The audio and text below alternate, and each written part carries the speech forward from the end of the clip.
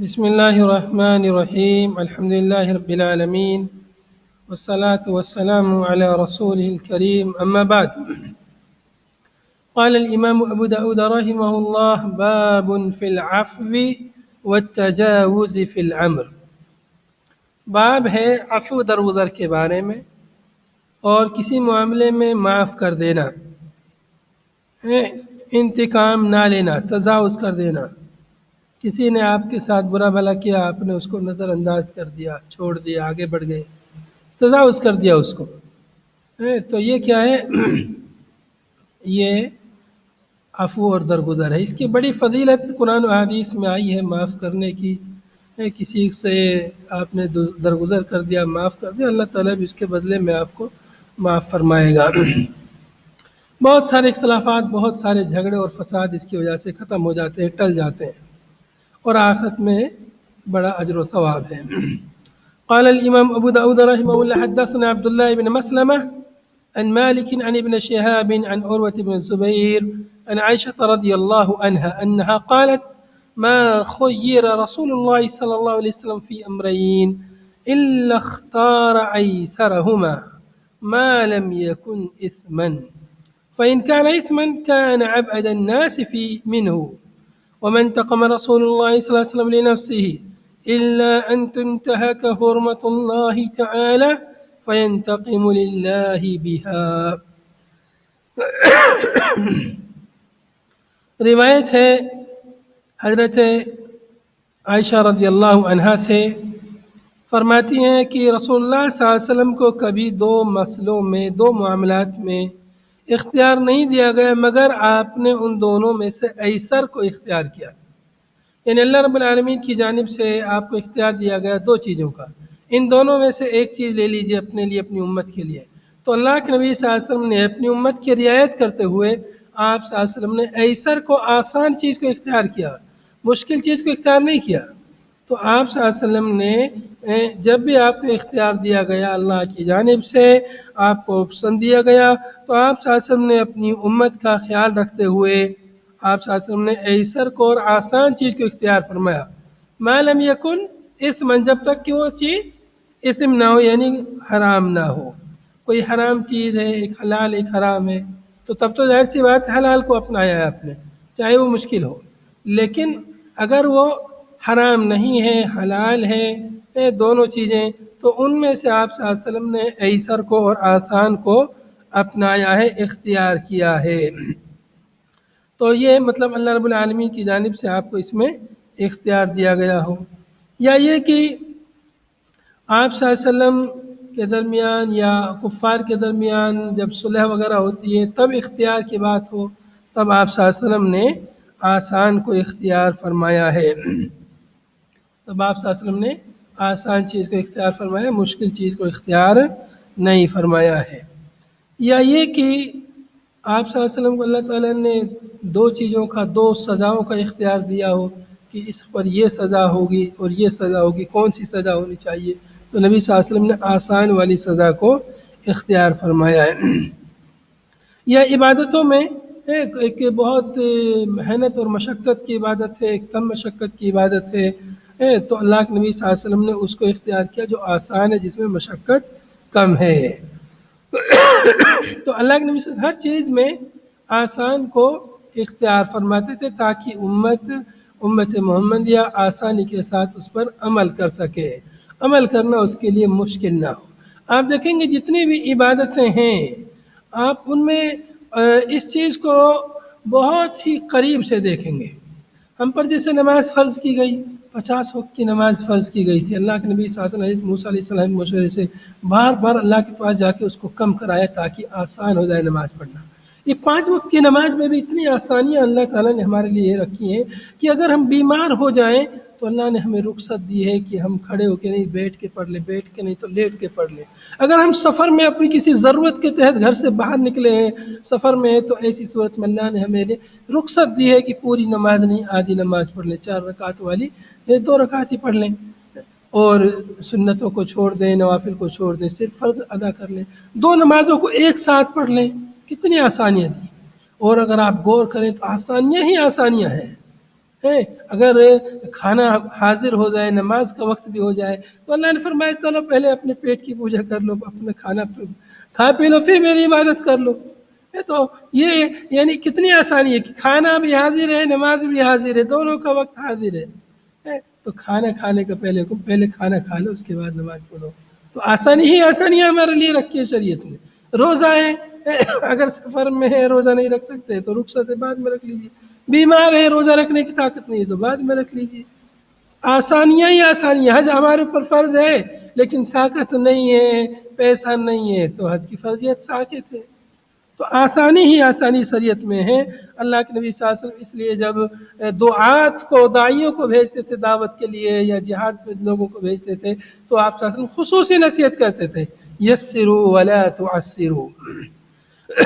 تو دین میں تیسیر کا مسئلہ بہت اہم ہے اور اس کے بہت سارے فوائد ہیں۔ نبی صلی اللہ علیہ وسلم فرمایا کرتے تھے یسروا، آسانی کا معاملہ کرو، لوگوں کے لیے مشکل نہ پیدا کرو، ولا تعسروا، مشکل ایسے کام، ایسے مسائل چیزوں لوگوں کے لیے نہ بتلائیے کہ لوگ مشکل میں پڑ جائیں اور وہ آسان کو بھی ترک کر دیں اس کے خوف سے۔ تو اس لیے ایسر چیز کو اپنانا یہ نبی صلی اللہ علیہ وسلم کی سنت ہے، اس کو ہمیں اپنانا چاہیے۔ جب ہمارے پاس دو آپشن ہوں تو اس میں سے ایسر کو اپنانا چاہیے جو زیادہ آسان ہے۔ تو اس میں عفو باب ہے، عفو اور درگزر کے بارے میں۔ تو یہاں پر اس حدیث میں عفو درگزر کا کہیں ذکر نہیں ہے۔ تو مؤلف رحمہ اللہ نے تو ایک دور سے مسئلہ مستنبط کیا ہے کہ اس میں جب انسان ایسر چیز کو اپنائے گا، مشکل چیز سے درگزر کرے گا، اس سے تجاوز کرے گا، آسان چیز کو اپنائے گا، تو ایسے ہی ایک تو اس طرح سے اس میں مناسبت ہے، اور ایک یہ کہ اللہ رب العالمین تم سے درگزر کر دے گا، تم مشکل چیز کو چھوڑ کر آسان کو بھی اپناؤ گے تو اللہ تعالیٰ تم سے درگزر فرمائے گا۔ یا یہ کہ تم جو ہے مشکل سے درگزر کر دو، مشکل کو چھوڑ دو، نظر انداز کر دو اور آسان کو اپنا لو، اس سے بھی تمہارے لیے نجات ہے۔ آگے فرمایا وَمَنْ انْتَقَمَ رسول اللہ صلی اللہ علیہ وسلم لِنَفْسِهِ، رسول اللہ صلی اللہ علیہ وسلم نے کبھی اپنے نفس کے لیے انتقام نہیں لیا۔ اس جملے میں باب سے مناسبت بالکل واضح ہے۔ رسول اللہ صلی اللہ علیہ وسلم نے کبھی اپنے نفس کے لیے انتقام نہیں لیا۔ آپ صلی اللہ علیہ وسلم کو کسی نے مارا، پریشان کیا، اپنی ذات کے لیے بدلہ نہیں لیا۔ کیا کیا آپ صلی اللہ علیہ وسلم نے؟ آپ صلی اللہ علیہ وسلم نے معاف کر دیا، اس کو درگزر کر دیا۔ اللہ، ہاں مگر یہ کہ انتم تہاکا حرمت اللہ تعالی، اللہ تعالیٰ کی حرمت، اللہ تعالیٰ کے مقدسات محترمات کی بے حرمتی کی جا رہی ہو تو الگ بات ہے۔ ہاں مگر یہ کہ اللہ کی حرمت، جو مقدس محترم چیز ہیں ان کی کوئی بے حرمتی کرے، اللہ کے دین کی بے حرمتی کرے، اللہ کی کتاب کی کوئی بے حرمتی کرے، مشاعر مقدسہ کی کوئی بے حرمتی کرے، تب نبی صلی اللہ علیہ وسلم نے انتقام لیا۔ فَيَنْتَقِمُ لِلَّهِ بِهَا، تو اللہ کے نبی صلی اللہ علیہ وسلم ایسی صورت میں اللہ کے لیے انتقام لیتے، بہا اس کے بدلے میں، کس کے بدلے میں؟ اللہ کی حرمت کے بدلے میں۔ حرمت یعنی مقدسات، اللہ کا دین محترم ہے، اللہ کی کتاب محترم ہے، اللہ کے نبی صلی اللہ علیہ وسلم محترم ہے، مقدس ہیں۔ تو اگر کسی نے نبوت، شان نبوت میں گستاخی کی نبی صلی اللہ علیہ وسلم نے تب اس سے انتقام لیا، اپنی ذات کے لیے انتقام نہیں لیا، بدلہ نہیں لیا۔ کسی نے اللہ کے دین کی بے حرمتی کی تب اللہ کے نبی صلی اللہ علیہ وسلم نے اس سے بدلہ لیا، اپنی ذات کے لیے بدلہ نہیں لیا۔ کسی نے اللہ کے کلام کی، اللہ کی کتاب کی بے حرمتی کی، ہو سکتا اس کے لیے بدلہ لیا لیکن اپنی ذات کے لیے بدلہ نہیں لیا۔ تو معلوم ہوا کہ انتقام اور بدلہ لینا اللہ کے لیے، اللہ کے دین کے لیے، اللہ کی حرمات کے لیے انتقام اور بدلہ لینا جائز اور درست ہے، لیکن اپنی ذات سے درگزر کر دینا، عفو معاف کر دینا، تجاوز کر دینا، یہ اللہ کے نبی صلی اللہ علیہ وسلم کی سنت ہے، اس کی جو ہے بڑی فضیلت ہے۔ تو اس طرح سے دوسرے جملے سے حدیث کی مناسبت بالکل واضح ہے، جبکہ پہلے جملے میں مناسبت جو ہے دور کی ہے۔ اگلی روایت قال الامام ابو داود رحمه الله حدثنا مسدد قال حدثنا يزيد بن زريع قال حدثنا معمر عن الزهري عن عروة عن عائشة رضي الله عنها قالت ما ضرب رسول الله صلى الله عليه وسلم خادما ولا امرأة قط۔ روایت ہم عائشہ رضی اللہ عنہ سے فرماتی ہیں کہ رسول اللہ صلی اللہ علیہ وسلم نے کبھی بھی خادم کو اور نہ کبھی اپنی عورت کو مارا۔ ما ضرب رسول اللہ صلی اللہ علیہ وسلم خادما، آپ صلی اللہ علیہ وسلم نے کبھی خادم کو مار نہیں لگائی، اس نے کچھ کام نہیں کیا اس کو مار نہیں، کبھی نہیں مارا۔ ولا امرأۃ قط، نہ ہی کبھی عورت کو مارا، مطلب اپنی بیوی وغیرہ کو لوگ مارتے ہیں تو ایسا آپ صلی اللہ علیہ وسلم نے کبھی نہیں کیا، کسی بیوی کو نہیں مارا۔ تو جب بیوی کو نہیں مارا تو غیر عورت کو تو کیسے مار سکتے ہیں؟ تو درجہ اولا نہیں مار سکتے۔ امراتن کا لفظ ہے، عام ہے، بیوی غیر بیوی سب اس میں داخل ہے، لیکن مراد بیوی ہے، اس لیے کہ لوگ بیویوں ہی کو مارتے ہیں، غیر بیوی کو تھوڑی کوئی مارتا ہے عموماً۔ تو اس میں اللہ کے نبی صلی اللہ علیہ وسلم کے عفو اور درگزر کا اعلیٰ نمونہ ہمیں نظر آتا ہے کہ کس طرح نبی صلی اللہ علیہ وسلم برداشت کرتے تھے۔ اگلی روایت قال الامام ابو داود رحمه الله حدثنا يعقوب بن ابراهيم قال حدثنا محمد بن عبد الرحمن الطفاوي عن هشام بن عروة عن ابيه عن عبد الله يعني ابن الزبير في قوله خذ العفو قال امر نبي الله صلى الله عليه وسلم ان ياخذ العفو من اخلاق الناس۔ روایت حضرت عبداللہ ابن زبیر رضی اللہ عنہ سے اللہ رب العالمین کے اس قول کی تفسیر میں خذ العفو وامر بالعرف، اس آیت کی تفسیر میں حضرت عبداللہ ابن زبیر رضی اللہ عنہ فرماتے ہیں کہ امر نبی اللہ صلی اللہ علیہ وسلم، سورہ اعراف کی آیت ہے، آیت نمبر 199، خذ العفو وامر بالعرف، کہ معاف کیجیے، عفو کو لے لیجیے، خذ العفو، عفو کو لے لیجیے یعنی معاف کرنے کو لے لیجیے، اپنا لیجیے، اس کو اپنا اخلاق بنا لیجیے۔ کوئی آپ پر زیادتی کرے، ظلم کرے، کوئی آپ کے ناحق حق تلفی کرے تو آپ معاف کرنے کی کوشش کیجیے جہاں تک ممکن ہو۔ تو فرماتے امیر نبی اللہ صلی اللہ علیہ وسلم، اس آیت میں نبی صلی اللہ علیہ وسلم کو حکم دیا گیا ہے کہ آپ عفو کو لے لیں، اپنا لیں، ان یاخذ العفو، عفو درگزر معاف کرنے کو اپنا لیں، من اخلاق الناس، لوگوں کے اخلاق میں سے اس اخلاق کو، اس خلق کو اپنا لیجئے۔ تو یہ اللہ رب العالمین نے حکم دیا اللہ کے نبی صلی اللہ علیہ وسلم کو، جیسے عبداللہ ابن زبیر فرما رہے ہیں اس آیت کی تفسیر میں۔ تو معلوم ہوا کہ جب اللہ تعالیٰ نے نبی صلی اللہ علیہ وسلم کو اس کا حکم دیا ہے تو آپ کی امت بھی اس حکم کی مامور ہے اور اس پر بھی یہ حکم نافذ ہوتا ہے، اس کو بھی چاہیے کہ اس کو اپنے اخلاق میں سے اخلاق کا جز بنا لے اور اس پر عمل کرے اور لوگوں کو معاف کرے۔ ہم لوگ جو ہے ہمیں دعا سکھلائی گئی ہے لیلۃ القدر میں، اللہم انک عفو تحب العفو فاعف عنا، اے اللہ تو عفو ہے، تو معاف کرنے کو پسند کرتا ہے، اللہ تو ہمیں معاف کر دے۔ تو معاف کرنا یہ اللہ کو پسند ہے، تو جو کام اللہ کو پسند ہے اس کو ہم کیوں نہ اپنا لیں؟ تو ہم بھی لوگوں سے معاف کریں، درگزر کریں۔ معاف کرنے کی وجہ سے وہ آپ سے قریب ہوں گے، بہت سے اختلافات ختم ہوں گے، جھگڑے ختم ہو جائیں گے، اور آخرت میں اللہ رب العالمین اس کے بدلے میں معاف فرمائے گا۔ ہم سوچیں، غور کریں کہ اگر ہم لوگوں کو معاف نہیں کریں اور اللہ سے ہم کہ اللہ تو ہمیں معاف کر دے، تو کیسے ہے؟ یہ تو ہمارے قول اور عمل میں تضاد ہوگا۔ ہم خود تو معاف نہیں کرتے اور اللہ سے معافی کی امید رکھتے ہیں۔ ہم پہلے خود معاف کرنا سیکھیں اور اللہ سے تب معافی مانگیں، اللہ رب العالمین ضرور معاف فرمائے گا۔ تو قول و عمل میں مطابقت ہونی چاہیے، قول و عمل میں مطابقت ہوتی ہے تو اس کا اثر ہوتا ہے، دعا بھی مؤثر ہوتی ہے، اس کی تقریر، اس کی وعظ و نصیحت بھی جو ہے مؤثر ہوتی ہیں۔ اس لیے قول و عمل میں مطابقت ہمیں پیدا کرنی چاہیے۔ یہ بہت عظیم اخلاق ہے، معاف کرنا اور درگزر کرنا۔ یہاں پر یہ باب مکمل ہوا۔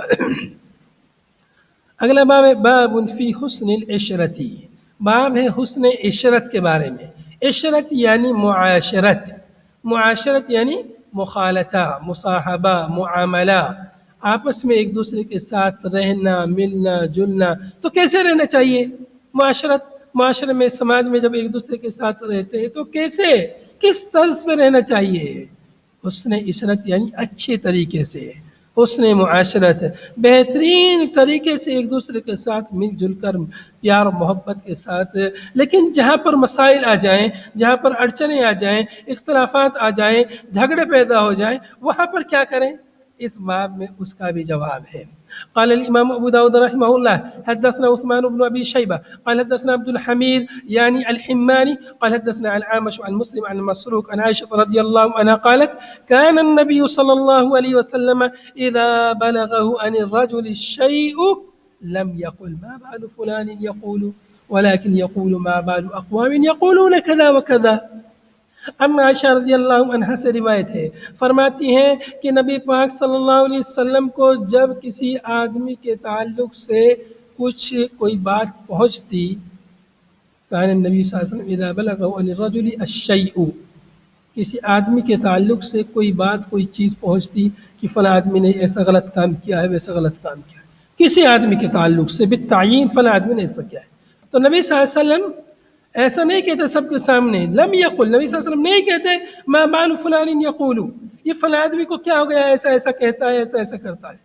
اس آدمی کا نام نہیں لیتے، ما بال فلان، فلاں آدمی کا کیا مسئلہ ہے، اس کو کیا ہو گیا ہے ایسا ایسا کہتا ہے.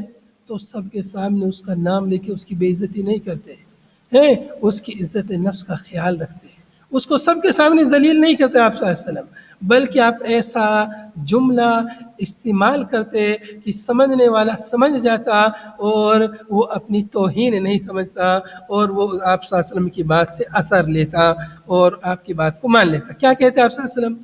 ولیکن یقول، لیکن آپ فرماتے ما بال اقوام یقولون کذا وکذا، اقوام کا کیا مسئلہ ہے، لوگوں کو کیا ہو گیا ہے ایسا ایسا کہتے ہیں، لوگوں کو کیا ہو گیا ایسا ایسا کہتے ہیں. مطلب کسی کا نام نہیں لیتے، عام واضح نصیحت کرتے، کچھ لوگ ایسا کہتے ہیں، کچھ لوگ ایسا کرتے ہیں، یہ غلط ہے، ایسا نہیں کرنا چاہیے، ویسا کرنا چاہیے.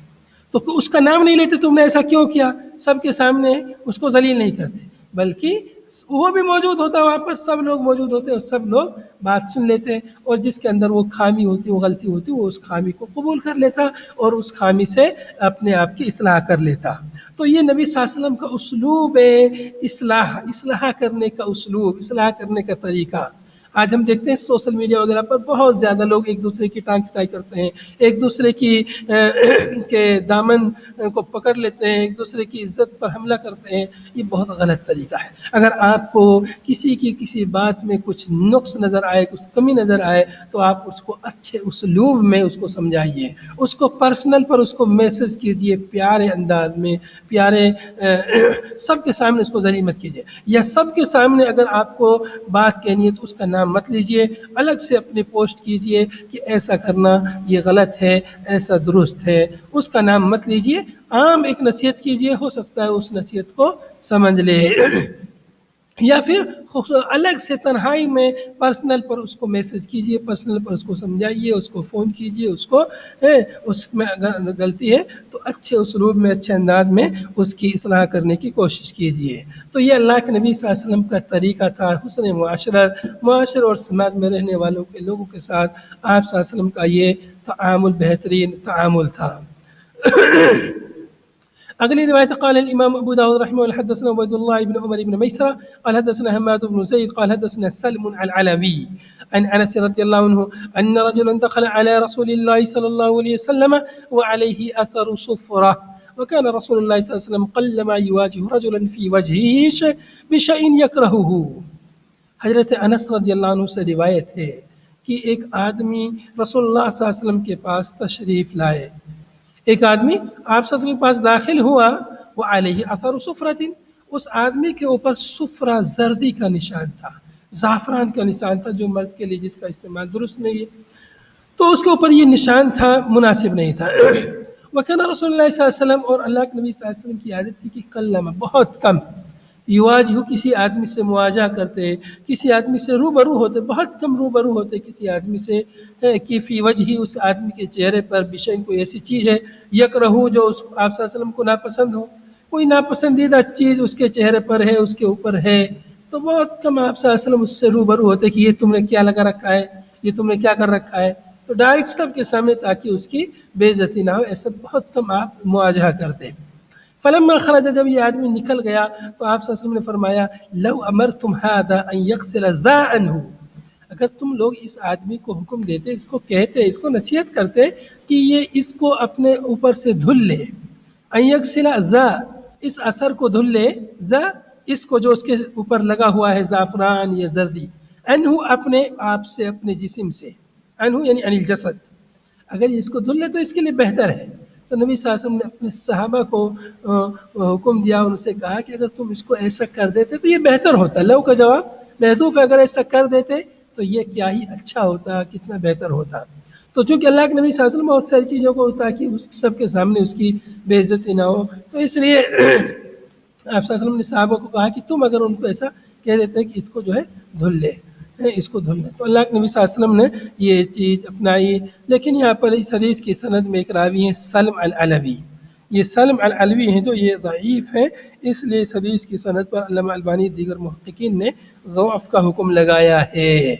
آگے امام صاحب فرماتے ہیں کہ سلم لیس هو علویا، سلم یہ جو ہے علوی نہیں ہے، علوی جو لکھا ہوا ہے علوی کیسے نہیں ہے؟ مطلب حضرت علی رضی اللہ عنہ کے نسب سے خاندان سے سلسلے سے علوی نہیں ہے، بلکہ علوی کیسے ہیں؟ یہ کان یبصر فی النجوم، نجوم ستاروں کی طرف دیکھتے تھے، ستاروں کے طرف، ستارے اوپر ہوتے ہیں تو اوپر کی طرف دیکھتے تھے، اسی سے علوی اوپر کی طرف دیکھنے والا، اسی سے اس کو علوی کہا جانے لگا، ستاروں میں دیکھتا تھا۔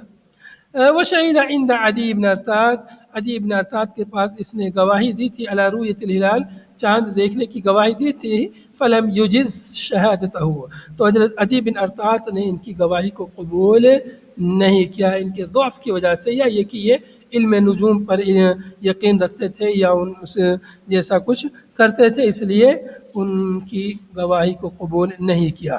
بہرحال اس سے بنا پر حدیث کی سند ضعیف ہے، اور اس میں ہو سکتا ہے کہ اللہ کے نبی صلی اللہ علیہ وسلم کسی برائی کو دیکھے اور منع نہ کرے، تو یہ ایسا ممکن نہیں ہے۔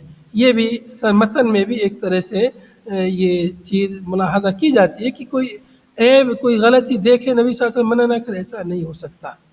بہرحال اگلی روایت، قال الامام ابو داود رحمه الله حدثنا نصر بن علي قال حدثنا قال اخبرني ابو ايمن قال حدثنا سفيان عن الحجاج عن فرافصة عن رجل عن ابي سلمة عن ابي هريرة رضي الله عنه وحدثنا محمد بن المتوكل الاسقلاني قال حدثنا عبد الرزاق قال اخبرنا بشر بن رافع عن يحيى بن ابي كثير عن ابي سلمة عن ابي هريرة رضي الله عنه رفعاه جميعا۔ روایت حضرت ابو ہریرہ رضی اللہ عنہ سے دونوں سند، یہ حدیث آپ دیکھ رہے ہیں دو سند سے مروی ہے۔ پہلی سند امام صاحب نے نصر ابن علی سے روایت کی، دوسری محمد بن متوکل سے۔ آگے جو ہے نصر ابن علی ابو احمد سے روایت کرتے ہیں، اور محمد بن متوکل عبد الرزاق سے روایت کرتے ہیں۔ پھر یہ سفیان سے روایت کرتے ہیں، اور وہ بشر بن رافع سے روایت کرتے ہیں، اور آگے مطلب مکمل سند ہے۔ آگے جو ہے سند جا کے حضرت ابو سلمہ پہ، پھر ابو ہریرہ پہ جا کے مل جاتی ہے۔ یہاں پر ابو سلمہ کے بعد عن رجل ہے پہلی سند میں، پہلی سند میں عن رجل ہے، اور یہاں پر ابو سلمہ کے بعد یحییٰ بن ابی کثیر ہے اور بشر بن رافع ہیں۔ تو عن رجل کی بنا پر یہ حدیث کی سند کیا ہے؟ حدیث میں مبہم آدمی ہے، مجہول ہے، پتہ نہیں کون ہے وہ آدمی، صحابی ہیں، تابعی ہیں، ثقہ ہیں، غیر ثقہ ہیں، کچھ نہیں پتہ، اس لیے امام صاحب نے اس حدیث کو دوسری سند سے لے کے آئے ہیں۔ دوسری سند میں کوئی مبہم راوی نہیں ہے، اس لیے اس پر حسن لغیرہ کا حکم لگائے ہیں امام صاحب نے۔ تو روایت کیا ہے؟ روایت یہ ہے کہ رفع، دونوں سندوں سے مرفوع روایت ہے کہ رسول اللہ صلی اللہ علیہ وسلم نے ارشاد فرمایا، المؤمن غر کریم والفاجر خب لعیم۔ مومن یہ غر کا مطلب بھولا بھالا، غر کا مطلب جس کو کوئی دھوکہ دے دے، جو آدمی بھولا بھالا ہوتا ہے اسے لوگ دھوکہ دے دیتے ہیں۔ کریم، مومن جو ہے شریف ہوتا ہے، کریم ہوتا ہے، بہت بھولا بھالا ہوتا ہے۔ جبکہ فاجر کیا ہوتا ہے؟ والفاجر خب لعیم، فاجر آدمی خب، یعنی خب اور خب دونوں طرح اس کو پڑھ سکتے ہیں۔ خب ہوتا ہے یعنی فسادی ہوتا ہے، خب کا معنی یسعی بین الناس بالفساد، جو لوگوں کے درمیان فساد کی کوشش کرے، لوگوں میں فتنہ اور فساد پیدا کرے، وہ خب ہے، فسادی ہوتا ہے۔ لعیم، قابل ملامت ہوتا ہے، کمینہ ہوتا ہے۔ لعیم کا معنی کمینہ، بدخلق۔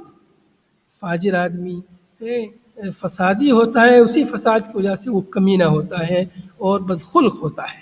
تو غر یہ ضد ہے خب کی، اور کریم ضد ہے لعیم کی۔ تو مومن آدمی بہت بھولا بھالا ہوتا ہے، اسی لیے اس کے پاس جو عیاری مکاری نہیں ہوتی، اس وجہ سے لوگ اسے دھوکہ دیتے ہیں۔ اور فاجر آدمی یہ دھوکہ والا ہوتا ہے، فتنہ فساد پیدا کرتا ہے اور قابل ملامت ہوتا ہے۔ تو باب یہاں پر جو ہے، باب کس بارے میں ہے؟ باب ہے حسن معاشرت کے بارے میں ہے، اور یہاں پر حدیث خیر کریم، بھولا بھالا ہوتا ہے، شریف ہوتا ہے، مطلب اس کا تعامل لوگوں کے ساتھ اچھا ہوتا ہے، حسن معاشرت اچھی ہوتی ہے، لوگوں کو دھوکہ نہیں دیتا ہے، اور شریف ہوتا ہے۔ جبکہ فاجر آدمی کی حسن معاشرت، اس کا لوگوں کے ساتھ رہنا سہنا جو ہے اچھا نہیں ہوتا۔ اگلی روایت، قال الامام ابو داود رحمہ اللہ حدثنا مسقال حدثنا مسدد قال حدثنا سفیان عن ابن المنکدر عن عروة عن عائشة رضی اللہ عنہ قالت استأذن علی النبی صلی اللہ علیہ وسلم رجل، روایت اما عائشہ رضی اللہ عنہ سے فرماتی ہیں کہ نبی صلی اللہ علیہ وسلم سے ایک آدمی نے اجازت طلب کی، یعنی اندر آنے کی کوئی آدمی آیا اور اس نے یہاں پر استأذن رجل، ایک نسخے میں استأذن رجل ہے، ایک روایت میں استأذن علی النبی صلی اللہ علیہ وسلم رجل یعنی بعد میں مقدم، ایک میں مقدم ہے ایک میں مؤخر ہے۔ ایک آدمی نے نبی صلی اللہ علیہ وسلم سے داخل ہونے کی اجازت طلب کی، فقال، نبی صلی اللہ علیہ وسلم نے فرمایا بئس ابن العشیرہ، یہ آدمی جو آیا تھا، جو باہر تھا، انتظار کر رہا تھا، اجازت مانگ رہا تھا، تو یہ بہت ہی یعنی اس کا تعامل، اس کا حسن معاشرت اچھا نہیں تھا، یہ بہت یعنی منہ پھٹ تھا اور ادھر ادھر کی باتیں کرتا تھا۔ تو یہ نبی صلی اللہ علیہ وسلم کے پاس جب یہ آدمی آیا تو نبی صلی اللہ علیہ وسلم نے اندر فرمایا بئس ابن العشیرہ، ابن عشیرہ کیا ہی برا آدمی ہے۔ بئس یہ فعل جامد ہے جو مذمت کے لیے آتا ہے، نعمہ کی ضد ہے، نعمہ افعال مد میں سے ہے اور یہ افعال ذم میں سے بئس، کیا ہی برا آدمی ہے عشیرہ، عشیرہ مطلب خاندان کا یہ بیٹا کیا ہی برا ہے۔ او بئس رجل العشیرہ، یا یہ لفظ آپ نے استعمال کیا بئس رجل العشیرہ کہ خاندان کا آدمی کیا ہی برا ہے، بعض روایتوں میں بئس اخو العشیرہ، بعض روایتوں میں جیسا کہ ابھی آگے آ رہی ہیں۔ تو نبی صلی اللہ علیہ وسلم نے اندر لوگوں کے سامنے یہ فرمایا آدمی خاندان کا یہ کیا ہی برا آدمی ہے۔ ثم قال، پھر آپ نے فرمایا اذنوا له، اس کو اجازت دے دو۔ فلما دخل، جب یہ آدمی داخل ہوا، الان له القول، نبی صلی اللہ علیہ وسلم نے اس سے نرمی سے بات کی۔ الان له القول، قول کو نرم کیا، بات آپ نے بہت نرمی سے اور پیار سے اس سے بات کی۔ جب وہ آدمی باہر تھا تو آپ نے فرمایا بہت ہی یعنی بیکار آدمی ہے اپنے خاندان کا، اور جب یہ اندر آیا تو نبی صلی اللہ علیہ وسلم نے اس سے بہت نرمی سے اور پیار سے بات کی۔ فقالت عائشہ، تو اما عائشہ رضی اللہ عنہ نے فرمایا، دیکھیے ان کو بات سمجھ میں نہیں آئی، مسئلہ تھوڑا انہیں پیچیدہ لگا کہ نبی صلی اللہ علیہ وسلم نے جب باہر تھا تو اس کے بارے میں ایسا فرمایا، اندر آیا تو انہوں نے سوچا کہ اندر آیا تو اندر آئے گا تو نبی صلی اللہ علیہ وسلم سختی سے پیش آئیں گے، ایسا سمجھا، حالانکہ اللہ کے نبی صلی اللہ علیہ وسلم بہت نرمی کے ساتھ ان سے پیش آئے۔ تو اما عائشہ نے فرمایا یا رسول اللہ النت لهم قولا، آپ نے اس سے بہت نرمی سے بات کی۔ جب وہ آدمی چلا گیا تو نبی صلی اللہ علیہ وسلم سے انہوں نے سوال کیا، اما عائشہ نے پوچھا النت لهم قول، اے اللہ کے رسول آپ نے اس سے بہت نرمی سے بات کی ہے، وقد قلت له ما قلت، حالانکہ آپ نے اس کے بارے میں جو بات کہی تھی وہی کہی تھی اس سے پہلے جو کہی تھی۔ قال، آپ نے فرمایا ان شر الناس عند اللہ منزلۃ یوم القیامہ، قیامت کے دن منزلت کے اعتبار سے اللہ کے نزدیک سب سے شریر آدمی، برا آدمی لوگوں میں وہ ہوگا من ودعہ او ترکہ، جس کو لوگوں نے چھوڑ دیا، من ودعہ او ترکہ الناس، جس کو لوگوں نے چھوڑ دیا اور ترک کر دیا، کیوں؟ لاتقاء فحشہ، اس کے فحش سے بچنے کے لیے، لوگ اس سے دور رہتے ہیں، اس کو کچھ کہتے نہیں، اس کے بارے میں کوئی سخت بات نہیں کہتے، کیوں؟ اس لیے کہیں گے کہ یہ فحش بکے گا، برا بکے گا، اچھا نہیں کہے گا، اس لیے اس کے شر سے بچنے کے لیے لوگ اس سے دور رہتے ہیں۔ تو ایسا آدمی جس کے شر سے بچنے کے لیے لوگ دور رہتے ہیں، ایسا آدمی قیامت کے دن اللہ کے نزدیک بہت برا آدمی ہوگا۔ تو اللہ کے نبی صلی اللہ علیہ وسلم نے اس کے شر سے بچنے کے لیے اس سے نرمی سے پیار سے بات کی، کہیں ایسا نہ ہو کہ ہم اس سے سختی سے پیش آئیں، اس کی سختی کی وجہ سے تو یہ پھر اور کوئی برا کام کرے، ہماری توہین کرے، تو اس لیے ایسے آدمی سے نرمی ہی سے پیش آتے ہیں تاکہ یہ کچھ برا کام نہ کرے۔ تو اللہ کے نبی صلی اللہ علیہ وسلم کے قول اور فعل میں تضاد نہیں تھا، بلکہ یہ اللہ کے نبی صلی اللہ علیہ وسلم حسن عشرت ہے، کس طرح سے ایسے برے لوگوں سے بھی اچھائی کے ساتھ پیش آنا چاہیے۔ البتہ اس میں جواز ہے، علماء نے ذکر کیا ہے کہ غیبت کرنے کا جواز ہے۔ کس کی غیبت؟ جو آدمی فحش گو ہو، جس کی فحش علی الاعلان ہو، جس کا فسق و فجور علی الاعلان، جو فسق و فجور کرتا ہو تو اس کے فسق و فجور سے تاکہ لوگ بچیں، اس لیے اس کی غیبت کرنا جائز ہے۔ تو غیبت کرنے کا مقصد کیا تھا؟ تاکہ لوگ اس کی برائی سے بچیں، برائی سے بچنے کے لیے یہ غیبت جو ہے جائز ہے، تاکہ لوگوں کو اس کی برائی سے، اس کے فحش سے بچایا جا سکے۔ تو اللہ کے نبی صلی اللہ علیہ وسلم کے قول اور فعل میں یا دونوں قولوں میں کوئی تضاد نہیں ہے، بلکہ یہ عین مطلوب چیز ہے کہ کوئی برا سے برا آدمی اس کی برائی سے لوگوں کو بچنے کے لیے متنبہ کیا جا سکتا ہے، اور پھر اس سے پیار محبت کے ساتھ نرمی سے بات کی جائے تاکہ وہ بات کو سنے، وہ نصیحت کو سنے، اس لیے اس سے نرمی سے بات کی جانی چاہیے۔ تو نرمی سے بات کیا جانا یہ اس کے مخالف نہیں ہے کہ آپ صلی اللہ علیہ وسلم نے اس کے بارے میں کوئی بات کہی ہو، کوئی بات کہنا یہ الگ چیز ہے، نرمی سے بات کرنا یہ ایک الگ چیز ہے، دونوں میں کوئی تضاد نہیں ہے۔ اگلی روایت قال الامام ابو داود رحمہ اللہ حدثنا موسى بن اسماعیل قال حدثنا حماد عن محمد بن عمرو عن ابي سلمة عن عائشة رضي الله عنها ان رجلا استأذن على النبي صلی اللہ علیہ وسلم فقال النبي صلی اللہ علیہ وسلم. اما عائشہ سے روایت ہے ایک آدمی نے نبی صلی اللہ علیہ وسلم سے اجازت طلب کی تو نبی صلی اللہ علیہ وسلم نے فرمایا بئس اخ العشیرہ، عشیرہ خاندان کا بھائی کیا ہی برا ہے. فلما دخل، جب یہ آدمی داخل ہوا، انبسط الیہ رسول اللہ صلی اللہ علیہ وسلم وکلمہ، جب یہ آدمی اندر داخل ہوا تو اللہ کے نبی صلی اللہ علیہ وسلم نے کشادہ دلی سے ان کا استقبال کیا اور ان سے گفتگو کی. انبسطہ مطلب بہت ہی کشادگی کے ساتھ. تبسم لہ وعلان القول، نبی صلی اللہ علیہ وسلم نے ان کے لیے تبسم فرمایا، مسکرائے اور ان سے اچھے سے گفتگو کی. فلما خرج، جب یہ آدمی نکل گیا، قلت یا رسول اللہ، اما عائشہ کہتی میں نے کہا اللہ کے رسول لما استأذن قلت بئس اخو العشیرہ، جب اس نے اجازت طلب کی تھی تب تو آپ نے کہا تھا کہ خاندان کا آدمی کیا ہی برا ہے. فلما دخل، جب یہ داخل ہو گیا، انبسطت الیہ، آپ اس کی طرف آپ اس سے مسکرائے، کشادہ دلی سے ملے. فقال یا عائشہ، آپ نے فرمایا اے عائشہ، ان اللہ لا يحب الفاحش المتفحش، اللہ تعالیٰ فاحش کو، متفحش کو پسند نہیں فرماتا ہے. فاحش یعنی فحش گو، بد گو، جو زبان سے برا بولتا ہو وہ فاحش ہے. متفحش یعنی تکلف سے بدگوئی کرنے والا. ایک تو فحش فٹافٹ اس کی زبان برا بولتی جا رہی ہے، اور متفحش جو پرتکلف بنا کے جو فحش کاری کرے وہ متفحش ہے. منہ پھٹ بھی اس کا ترجمہ باز نے کیا ہے. تو جو آدمی فحش کاری کو، جس کی زبان اور جس کی قول میں فحش ہو، وہ کیا ہے؟ متفحش ہے. تو اللہ یہ آدمی ایسا ہے، اس لیے ہم نہیں چاہا کہ ہم اس سے کوئی ویسی بات کرے اور یہ جو فحش کوئی کرے ہماری بے عزتی کرے، تو اس لیے ہم نے ان سے نرمی سے بات کی ہے. اور یہی ایک طریقہ ہے نرمی سے بات کرنے کا، یہ اچھا طریقہ ہے.